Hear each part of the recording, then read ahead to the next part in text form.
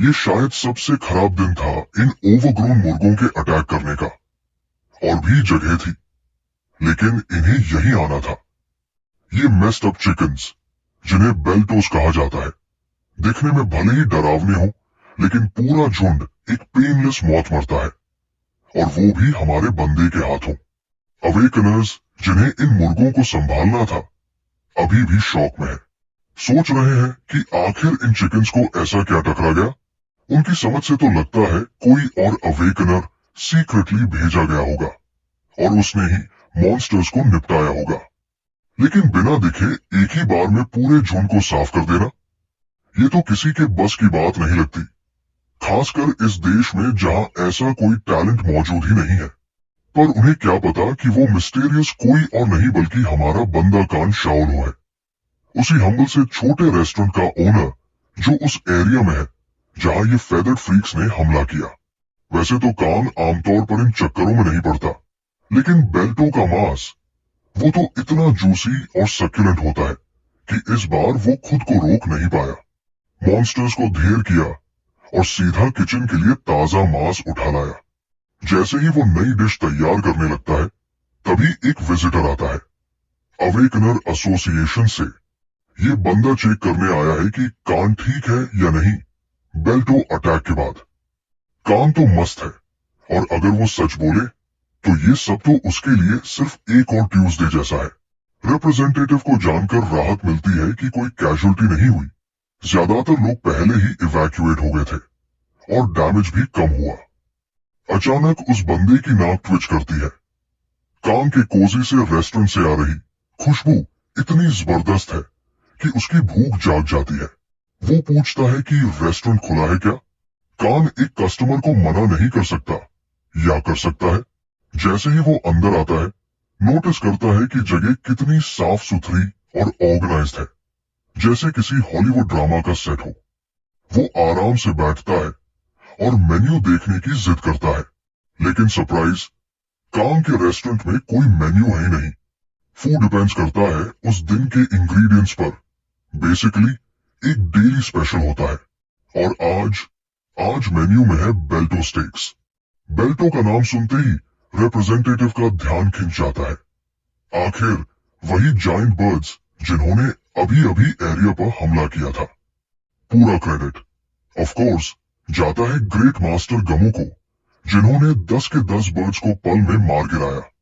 कान कुछ नहीं कहता अपने बारे में, बस मुस्कुराकर उस ब्रेव फाइटर को थैंक यू बोल देता है। भले ही वो मॉन्स्टर्स डरावने थे, लेकिन जब परफेक्टली ग्रिल किए जाएं, तो उतने ही एक्सक्विजिट भी होते हैं। कान जानता है कि उसका कस्टमर स्टेक को पसंद करेगा। स्टेक का नाम सुनते ही कस्टमर थोड़ा नर्वस हो जाता है। इतनी बढ़िया चीजें आमतौर पर महंगी होती है। उसे शक है कि उसका वॉलेट इस लग्जरी के लिए तैयार है भी या नहीं। उधर कान क्लीवर उठाता है और बड़ी सफाई से स्टेक्स को काटता है, फिर बस सॉल्ट और पेपर से सीजन करता है। सिंपल रखा ताकि मीट खुद बोले। अब जरा रिवाइंड करते हैं और कान की कहानी पर नजर डालते हैं। लगभग 30 साल पहले कान एक दूसरी दुनिया में उठा, एक शापित जमीन जहां ड्रैगन्स और फ्लैश ईटिंग मॉन्स्टर्स सड़कों पर घूमते थे। शुरू में तो सर्वाइव करना ही मुश्किल था, लेकिन फिर कान को मिल गई इनसेन स्ट्रेंथ, इतनी कि ड्रैगन्स तक डरने लगे। आखिरकार उसने डीमन किंग को भी हरा दिया। इस जीत के बाद उसे अर्थ पर लौटने का मौका मिला, लेकिन अर्थ अब वैसी नहीं रही थी जैसी वो छोड़कर गया था। यहां भी मॉन्स्टर्स का कहर था, लेकिन काम थक चुका था। अब और लड़ाई नहीं, अब और खून खराबा नहीं। खुशकिस्मती से मॉन्स्टर आउटब्रेक्स ने एक नई चीज ट्रिगर की। आम लोगों में अवेकनिंग शुरू हो गई। लोग सुपर पावर्स पाने लगे, और वहीं से ह्यूमैनिटी की काउंटर अटैक की शुरुआत हुई। अब जब अवेकनर्स दुनिया को संभाल रहे थे, काम की जरूरत नहीं रही, तो उसने एक रेस्टोरेंट खोला, शेफ बना और तय किया कि अब उसका मिशन है सिर्फ डैम गुड खाना बनाना। इतना सब बैक स्टोरी सुनाते सुनाते स्टेक तैयार हो चुका है। खाना दिखने में ही इतना लाजवाब है कि बंदा तो बस देखकर ही पानी पानी हो रहा है। वो एक बाइट लेता है और उसकी आंखें खुल जाती है। जैसे किसी स्वाद के तूफान ने उसके सेंसेस पर हमला कर दिया हो। मांस परफेक्टली जूसी है, स्पाइसी और सौर का परफेक्ट बैलेंस। जो बेल्टोस उसे सुबह तक दौड़ा रहे थे, अब वही उसका मूड बना रहे हैं। एक के बाद एक बाइट और जल्द ही पूरी प्लेट साफ। अब बारी है बिल चुकाने की। लेकिन किस्मत देखो, ये रेस्टोरेंट पहली बार आने वालों से ज्यादा चार्ज नहीं करता। बंदा तो सुनकर शौक में है, इतनी बढ़िया मील और वो भी फ्री। वो खुद को पहले से ज्यादा फ्रेश और एनर्जेटिक महसूस कर रहा है। काम को धन्यवाद देता है और इंसिस्ट करता है कि वो कुछ पेमेंट ले। कान मान जाता है, बस 10 रुपए ले लेता है। जाते जाते रिप्रेजेंटेटिव एक रिक्वेस्ट करता है, काम को सेफ रहने के लिए कहता है। आजकल के दौर में नॉन अवेकनर्स के लिए ये जगह काफी रिस्की है। वो उसे बिजनेस कार्ड देता है इन केस हेल्प चाहिए हो, और ये भी याद दिलाता है कि कुछ साल पहले जहां ये जगह एक वेस्टलैंड थी, अब वहां कैफेज, बार्स, मार्केट्स फिर से ग्रो कर रहे हैं। और फिर वो कहता है इस गोल्डन शेफ से, वो बस एक कॉल की दूरी पर है अगर जरूरत पड़ी तो। जैसे ही वो आदमी बाहर निकलता है, कान सोच में डूब जाता है। वाकई ये दौर नॉन अवेकन लोगों के लिए कितना मुश्किल है। इसी वजह से उसे एसोसिएशन जैसे लोगों के लिए गहरा सम्मान है। वो लोग जो अपनी जान खतरे में डालकर दूसरों की सेवा करते हैं। कान फिर अपना खाना टेस्ट करता है और जैसे ही पहला कौर लेता है, फ्लेवर से पूरी तरह संतुष्ट हो जाता है। रात उतरती है और हमारा बंदा दिन की स्मूथ रन के बाद दुकान बंद करने ही वाला होता है। मगर उससे पहले वो सोचता है कि जो बेल्टो एग्स उसने पहले लाए थे, उनसे कुछ स्नैक्स बना लिए जाए। जैसे ही वो सोचता है कि किस तरह का डिश इस पर्टिकुलर एग का असली स्वाद उभार सकता है, दरवाजा जोर से खुलता है। एक आदमी स्टॉर्म करता हुआ अंदर आता है। ना कोई मैनर्स, ना कोई सलाम, सीधे काम पर चिल्लाने लगता है। हमारा बंदा हैरान है, उसे समझ ही नहीं आता कि ये आदमी कौन है और क्या चाहता है। उसकी रैंटिंग से इतना समझ आता है कि वो कोई चीज मांग रहा है जो उसके हिसाब से उसी की है। अब समझने के लिए थोड़ा रिवाइंड करते हैं। कुछ घंटे पहले की बात है। सोडोमन ट्रेडिशनल मार्केट में भीड़ है। ढेर सारे पेडलर्स अपने सामान बेचने की कोशिश में है। इसी हसल बसल में हमारा कान भी इंग्रेडिएंट्स ढूंढता फिर रहा है ताकि अपना स्टॉक रिफिल कर सके। जब से मॉन्स्टर्स ने अटैक करना शुरू किया है, तब से लाइफ स्टॉक और फ्रेश वेजीज मिलना रेयर हो गया है। अब तो बेसिक चीजें भी मुश्किल से मिलती है। लोगों को अब मजबूरी में ऑल्टरनेट फूड सोर्सेज एक्सप्लोर करने पड़ रहे हैं। हालांकि बहुत से लोग अभी भी मॉन्स्टर मीट खाने से हिचकिचाते हैं, लेकिन धीरे धीरे लोग इसे अपनाने लगे हैं। शायद इसलिए क्योंकि ये उम्मीद से ज्यादा टेस्टी होता है, या फिर इसलिए क्योंकि ये डर्ट चीप होता है। जो लोग अब भी मॉन्स्टर मीट अवॉइड करते हैं, वो लैब ग्रोन फूड और नकली वेजीज पर निर्भर है, मगर असली मॉन्स्टर इंग्रेडिएंट्स जैसा स्वाद किसी में नहीं। इसीलिए सोडोमन मॉन्स्टर मार्केट अब काफी पॉपुलर हो गया है। हर तरह के मॉन्स्टर इंग्रेडिएंट्स यहाँ अवेलेबल है। एक पेडलर बेल्टो एग्स बेच रहा होता है, हालांकि वो खुद भी श्योर नहीं है कि ये एग्स असली बेल्टो के हैं या नहीं, क्योंकि अलग अलग मॉन्स्टर्स के एग्स दिखने में एक जैसे लगते हैं। अवेकनर्स एसोसिएशन की इंस्पेक्शन के मुताबिक ये एग्स बेल्टो के ही है, लेकिन कान खुद कंफर्म करना चाहता है। कान एक खास एबिलिटी यूज करता है, डिटेक्ट आईज। ये उसने अपनी पिछली दुनिया में केन्स नाम के सिल्वर ड्रैगन से चुराई थी, जो नॉर्दर्न माउंटेन रेंज का रूलर था।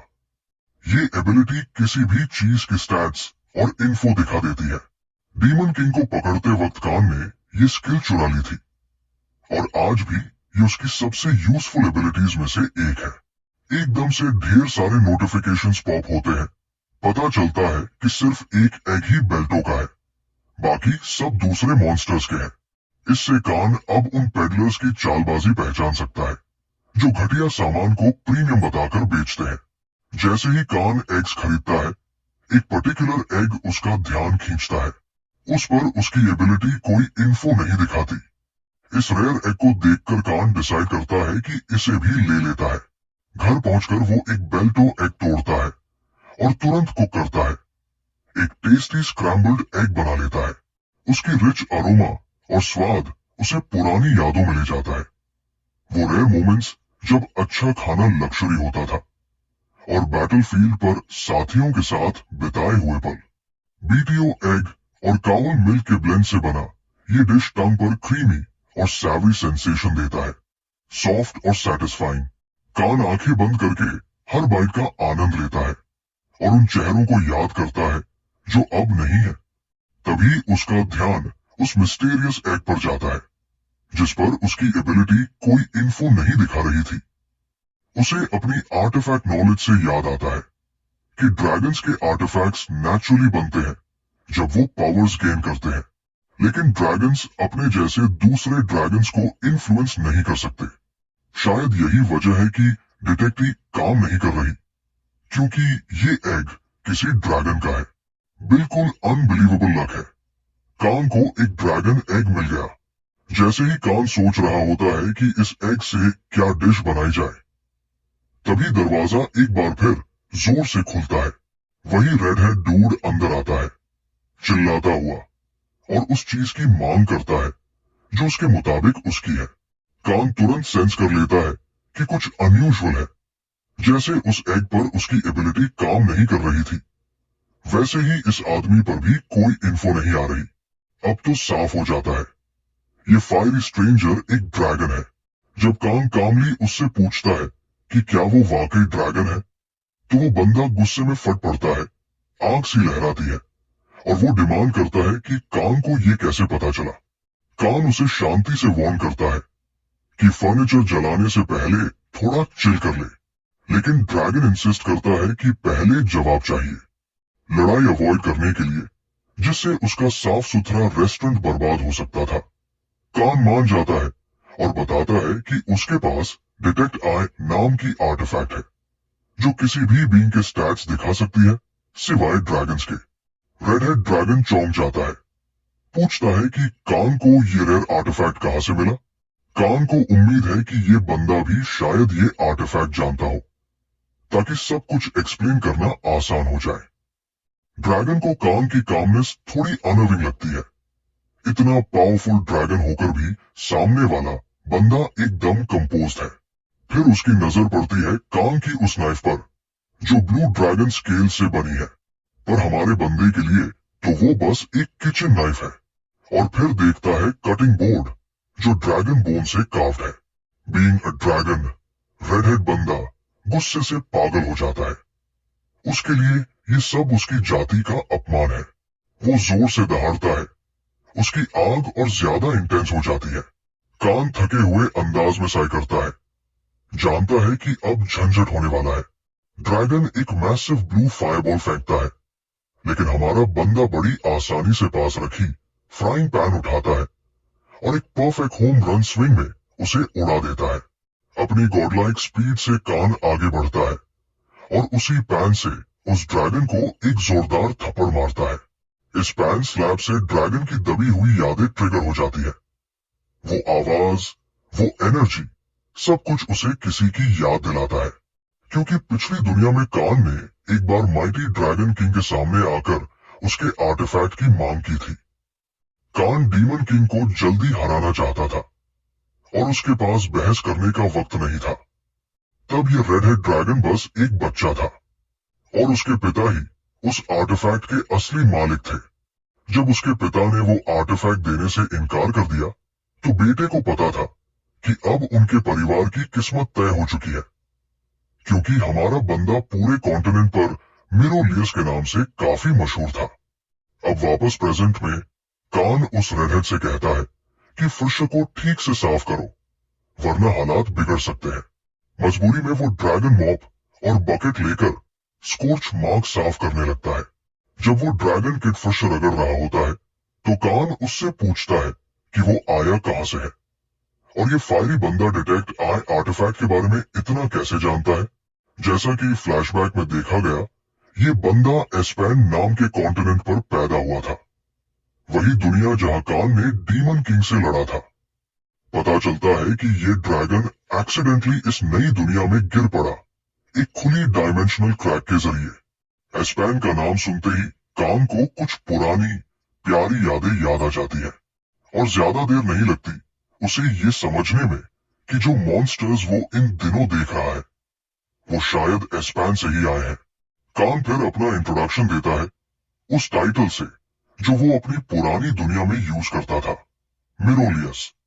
लेकिन इस दुनिया में वो खुद को कान चोरहो के नाम से जानता है। अब तक वो red head dragon almost sure हो चुका होता है कि कान वही इंसान है जिसने कभी उसके पिता से पंगा लिया था। कान की स्ट्रिक्ट निगरानी में वो ड्रैगन किड आखिरकार फ्लोर को स्पॉटलेसली क्लीन कर देता है। काम खत्म होते ही कान उसे उसका ड्रैगन एग वापस ले जाने की इजाजत दे देता है, पर जाते जाते उस ड्रैगन के बेटे के मन में एक सवाल रह जाता है, तुमने मेरे पिता का आर्टिफैक्ट वापस क्यों नहीं किया जब डीमन किंग हार चुका था? कान थोड़ा हैरानी से पूछता है, तुम्हारे पिता कौन है? और जवाब में वो शांति से बोलता है, एकमैन रेक्स। तभी कान को याद आता है, हाँ, रेक्स नाम के उस ड्रैगन को वो जानता है।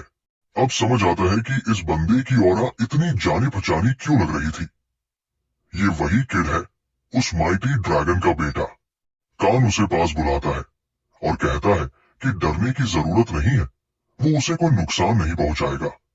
आखिरकार उसने ड्रैगन्स को पीटना 30 साल पहले बंद कर दिया था। लेकिन ड्रैगन को भरोसा नहीं होता क्योंकि कान तो ऐसा लगता ही नहीं कि वो 30 साल बड़ा हुआ है। कान फिर पूछता है, तुम्हारी उम्र क्या है?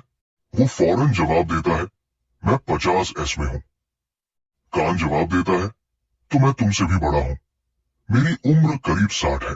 ड्रैगन को यकीन नहीं होता, 60 साल का इंसान ऐसा नहीं दिखता जब तक कि तुम किसी एल्फ के बेटे ना हो।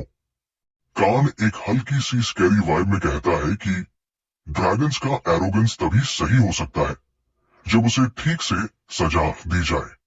अब जाहिर है ड्रैगन को धमकियां पसंद नहीं आती। वो कहता है कि हाँ, हमें जान का डर होता है और मुझे मरना नहीं है। तभी कांग हवा में फैले कुछ गलत फहमियों को क्लियर करता है। नाइफ और कटिंग बोर्ड जो वो यूज करता है वो गिफ्ट्स थे। उसने किसी ड्रैगन को मारकर वो नहीं लिए। हाँ, वो मानता है कि कुछ को पीटा जरूर था मगर मारा नहीं। जहां तक उस आर्टिफैक्ट की बात है, कान बताता है कि वो डीमन किंग के साथ बैटल में टूट गया था, तो चाहे वो चाहे भी वो उसे वापस नहीं कर सकता था। सॉरी फॉर द लॉस, कान कहता है, मगर अब मेरे पास करने को सिर्फ माफी है। फिर कान उसे ड्रिंक के लिए इनवाइट करता है, लेकिन ये इनविटेशन उस ड्रैगन को इंसल्ट जैसा लगता है। एक इंसान के साथ ड्रिंक शेयर करना, ये बात उसे हजम नहीं होती। मगर फिर भी कुछ ही देर में वो पूरा नशे में धुत हो जाता है और हमारा बंदा अब भी मंक की तरह सोबर बैठा है। ड्रैगन फिर बोस्ट करता है, तुम पहले इंसान हो जिसे ये सम्मान मिला है, एक ड्रैगन के साथ बैठकर पीने का। कान अनइम्प्रेस्ड है। ऐसा पहली बार नहीं है जब मुझे पहला इंसान कहा गया हो। फिर कान कैजुअली पूछता है, वैसे ये एग किसने दिया? तुम तो अभी भी बच्चे हो और मेल ड्रैगन्स तो एग्स देते ही नहीं। रेडहेड ड्रैगन कान की बात पर शॉक रह जाता है, तुमने ये कैसे कह दिया? टर्न्स आउट ये एग इस रेडहेड का छोटा सिबलिंग है। कुछ समय पहले उनके ड्रैगन लेयर में एक डायमेंशनल रिफ्ट खुल गई थी और उस दिन उसके पेरेंट्स बाहर गए हुए थे, तो वो और उसका भाई एग इस दुनिया में फंस गए। अब करीब आधा साल हो चुका है वो इस दुनिया में फंसे हुए हैं। फिर वो कान से उसके सफर के बारे में पूछता है। एस्पैन में अफवाहें थी कि कान डीमन किंग को हराने के बाद गायब हो गया था। तुम सीधे अर्थ नहीं आए, उस वक्त कहाँ थे? कान कहता है कि उसे एक जरूरी काम पूरा करना था और जैसे ही वो खत्म हुआ वो अर्थ लौट आया। ड्रैगन किड फिर एक सवाल पूछता है, इतनी ताकत होने के बावजूद तुम इस बेकार से रेस्टोरेंट में क्यों रह रहे हो? तुम जैसे इंसान तो बिना पसीना बहाए दुनिया पर राज कर सकते हो और तुमने तो मॉन्स्टर से लड़ने की भी कोशिश नहीं की। तुम्हें देखकर तो लगता है कि इंसान सिर्फ power hungry, war seeking, selfish होते हैं। डीमन किंग के हारते ही लोग शांति का मजा लेने की बजाय एक दूसरे से लड़ने लगे। कान सहमत होता है, हाँ, इंसानों की फितरत वैसी ही है जैसे तुमने कही, लेकिन अब कांग को इस तरह की चीजों में कोई दिलचस्पी नहीं रही। 30 साल तक मॉन्स्टर से लड़ने के बाद अब वो न पावर चाहता है न अथॉरिटी। उसे अब ये सब बोरियत लगने लगा है। ड्रैगन किड को एक इंसान की बातों पर वैसे भी भरोसा नहीं होता, लेकिन कान उसे कहता है कि वो अपने एकमात्र सिबलिंग का अच्छे से ख्याल रखे। और हाँ, ये बात साफ दिखती है कि वो रेडहेड अपने सिबलिंग से कितना प्यार करता है, जैसे वो उस एग को अपनी बाहों में संभाल कर रखता है। ज्यादा देर नहीं लगती और वो अंडा फूट जाता है और छोटा सा बच्चा अपनी तंग शेल से बाहर निकलकर पहली बार अपने पंख फैलाता है और उड़ने की कोशिश करता है। कान उस भाई से पूछता है कि उसने अपनी बहन का नाम रखा है या नहीं। रेडेड बताता है कि अभी तक उसने कुछ सोचा नहीं है। फिलहाल तो वो उसे बस हैचलिंग कहकर बुला रहा है। कान फिर एक सवाल करता है, वैसे इस नन्ही सी जान का जेंडर क्या है? रेडहेड थोड़े अनॉड अंदाज में कहता है, फीमेल है। लगता है कान को भी वो बच्ची काफी प्यारी लगने लगी है। जरा करीब से देखने पर वो किसी मीलेट जैसी दिखती है, लेकिन उसके छोटे छोटे दांत भी है, जिससे कान अंदाजा लगाता है कि शायद ड्रैगन्स जन्म से ही ओमनिवोर होते हैं। रेडहेड विजिबली खुश होता है कि इस ठंडी अजनबी दुनिया में अब उसके पास एक प्यारी सी बहन है जो उसका साथ निभाएगी। इसी बात पर कान कैजुअली पूछता है कि क्या इस दुनिया में तुम्हारे पास कोई घर है? रेडहेड तुरंत जवाब नहीं देता, जिससे साफ पता चलता है कि शायद ये दोनों फिलहाल होमलेस ही है। अब जैसा कि तुम अंदाजा लगा सकते हो, कान शायद उन्हें अपने रेस्टोरेंट में रहने का ऑफर दे दे, अगर उनका और कहीं ठिकाना न हो। इससे पहले की दुनिया यानी कॉन्टिनेंट ऑफ एस्पैन में एक खतरनाक स्टॉर्म आया था, जिससे डीमंस भी माइग्रेट करने लगे थे। हर एक हवा के झोंके में लड़ाई की बदबू महसूस होती थी और एक ग्लोइंग लंबे बालों वाली मिस्टीरियस फिगर को वो पुरानी यादें ताजा हो जाती है। वो शख्स सॉफ्टली मिरोलियस का नाम लेता है और आखिरी ड्रिंक याद करता है जो उन्होंने साथ पी थी। अब वापस अपने उस मजेदार डाइनर में हमारा बंदा एक मैजेस्टिक लुकिंग हैमबर्गर स्टेक बना चुका है। स्टेक सर्व करने के बाद वो पूछता है कि अब क्या तुम लोग निकलोगे? रेस्टोरेंट की परंपरा के अनुसार कान उन्हें बिल नहीं देता, वरना आमतौर पर उस खाने की कीमत $10 होती। ये सुनकर रेडहेड ड्रैगन तुरंत पूछता है, क्या तुम लॉजिंग यानी रहने की भी सुविधा देते हो? इससे साफ होता है कि वो बंदा वाकई होमलेस है।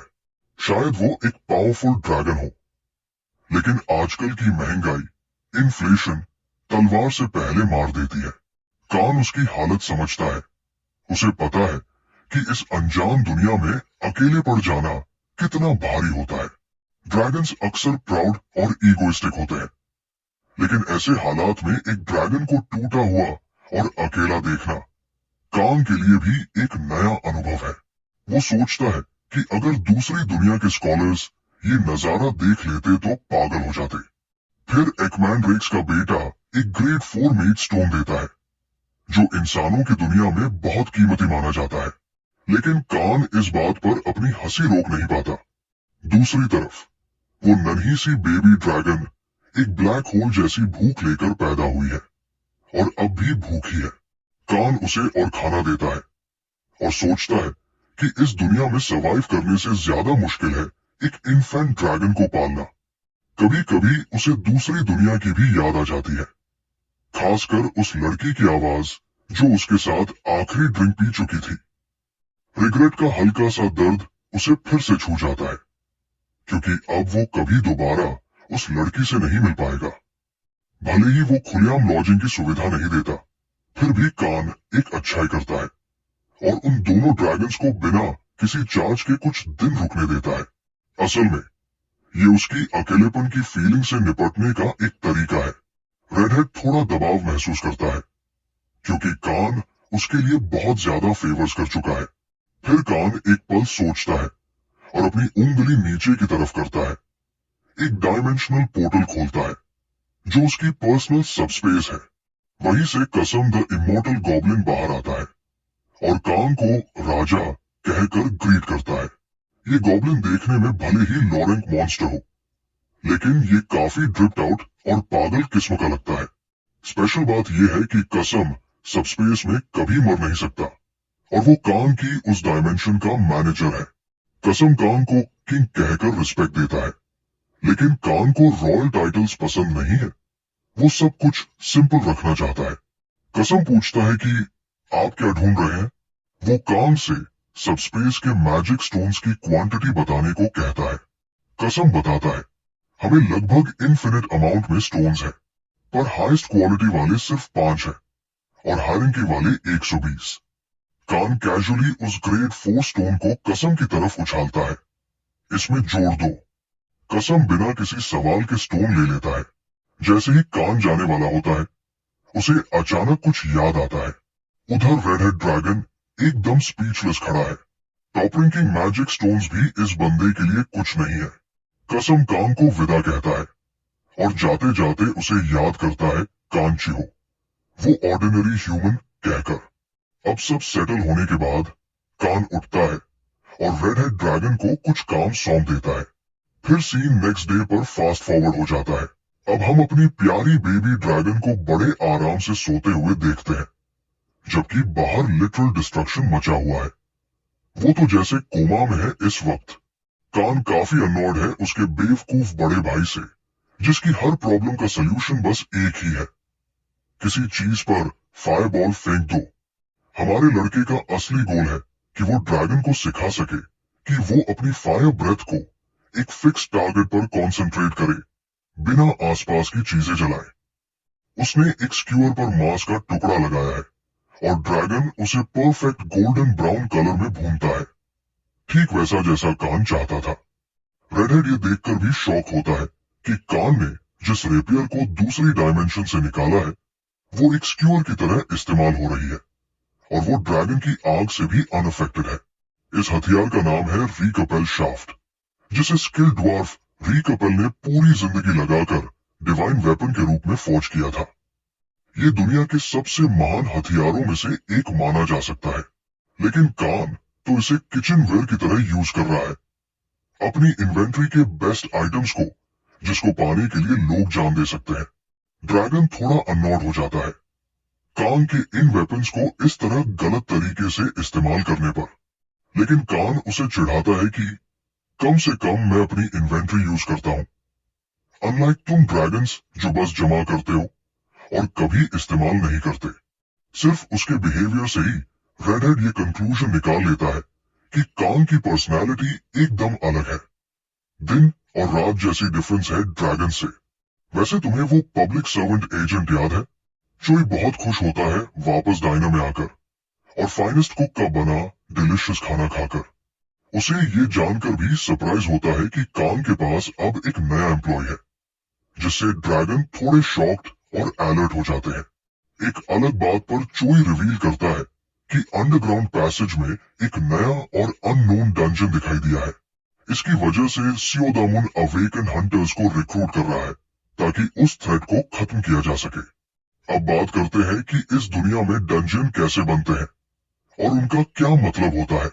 कान सोचता है कि डंजन्स असल में मॉन्स्टर स्टोरेज ग्राउंड होते हैं, जो एक पोर्टल या गेट की तरह एक्ट करते हैं डायमेंशंस के बीच ट्रैवल के लिए।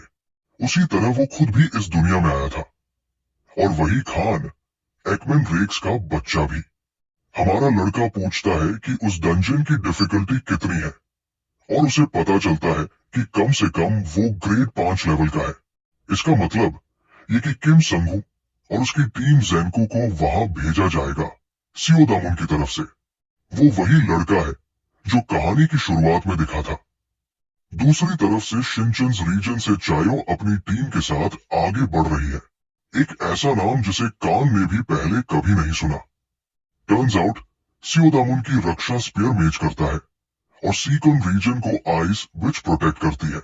उस लड़की की क्लोजेस्ट रेफरेंस है एज डेथ फ्रॉम अकमे जीए किल। मेरे लिए तो यही सबसे सटीक कंपैरिजन है। चोई बताता है कि एक बैकअप टीम भी तैयार की जा रही है जस्ट इन केस, इसलिए नए एप्लीकेंट्स की तलाश भी चल रही है।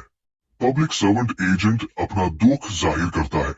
हर बार जब वो डंजन की जॉब पोस्टिंग देखता है, उसका दिल टूट जाता है, क्योंकि अवेकनिंग प्रोसेस हर किसी को नहीं मिलता।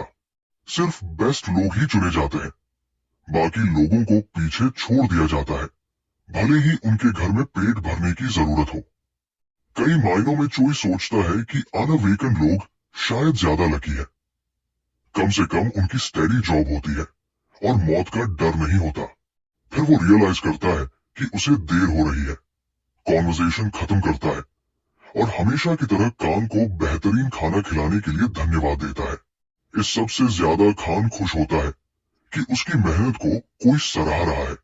कान सोचता है कि उसे कुछ और आउटडोर मीट खरीदना चाहिए ताकि बिजनेस में दोबारा इन्वेस्ट कर सके। तो वो मार्केट चला जाता है कुछ इंग्रेडिएंट्स की लिस्ट लेकर।